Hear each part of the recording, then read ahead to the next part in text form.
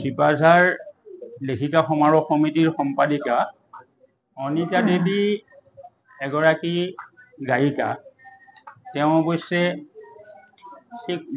সংগীতৰ চৰ্চা কৰি আহিছে যদি বিশেষ ধৰণে তেওঁ অগ্ৰসৰ হ'ব পৰা নাছিল, কিন্তু তেওঁ নিজে এটা গীত ৰচনা কৰি সুৰ দি আৰু নিজে তাক কণ্ঠদান কৰি প্ৰস্তুত কৰিলে, যিটো আজি এই বিশেষ দিনত চিপাঝাৰ সাহিত্য সভা স্মৃতি ভৱনত উন্মোচিত হ'ল।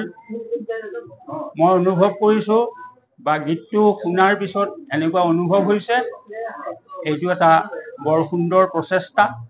তেওঁৰ উজ্জ্বল ভৱিষ্যত আছে, সাহসেৰে তেওঁ আগবাঢ়ক। নিশ্চয় সংগীতৰ ক্ষেত্ৰত তেওঁ অগ্ৰগতি লাভ কৰিবলৈ সক্ষম হ'ব। মই ইয়াকে তেওঁ আজি মোৰ সঁচাকৈ ভাল লাগিছে। আজি শ্বহীদ কনকলতা বৰুৱাৰ স্মৃতি দিৱস। চিপাঝাৰ লেখিকা সমাৰোহ সমিতিয়ে প্ৰতি বছৰে এই দিৱসটি উদযাপন কৰি আহিছে। আমাৰ ৰাতিপুৱাৰ পৰা বন্তি প্ৰজ্বলন, স্মৃতি তৰ্পণ আৰু এই দিৱসটিৰ লগত সংগতি ৰাখি শ্বহীদ কনকলতা বৰুৱাৰ দেশ প্ৰেমৰ ওপৰত আমাৰ বিভিন্ন আমন্ত্ৰিত অতিথিসকলে মন্তব্য আমাৰ ওচৰত দাঙি ধৰিছে। আৰু আমাৰ চিপাঝাৰ লেখিকা সমাৰোহ সমিতিৰ বিভিন্ন সদস্যসকলে গীত, কবিতা, আবৃত্তি আৰু নাম কীৰ্তনেৰে অনুষ্ঠানটি বহুত আকৰ্ষণীয় কৰি তুলিছে। মোৰ এই কাৰণে ভাল লাগিছে, আজি পবিত্ৰ দিনটিত মই লিখা সুৰ কৰা এটি গীত উন্মোচন কৰিবলৈ পাই মই অতিকে সুখী হৈছোঁ। আশা কৰোঁ গীতটি সকলোৱে আদৰি ল'ব, ভাল পাব আৰু সকলোৱে মোক আশীৰ্বাদ কৰিব, ইয়াকে কামনা কৰোঁ। নমস্কাৰ, মই এনি ডেকা, চিপাঝাৰ লেখিকা সমাৰোহ সমিতিৰ মই কাৰ্যকৰী সভানেত্ৰী। আজি আমাৰ চেতনা দিৱস, কনকলতা বৰুৱাৰ স্মৃতি দিৱস।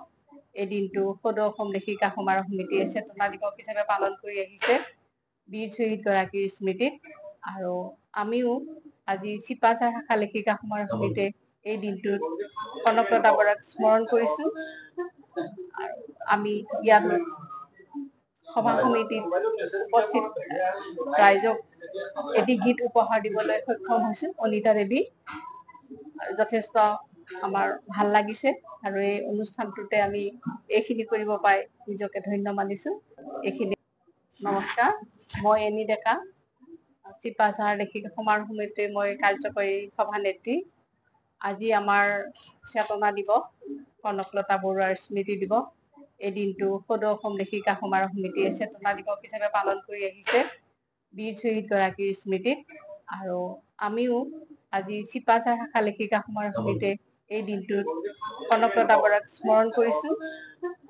আৰু আমি ইয়াত সভা সমিতিত উপস্থিত ৰাইজক এটি গীত উপহাৰ দিবলৈ সক্ষম হৈছোঁ। অনিতা দেৱী, যথেষ্ট আমাৰ ভাল লাগিছে আৰু এই অনুষ্ঠানটোতে আমি এইখিনি কৰিব পাই নিজকে ধন্য মানিছোঁ।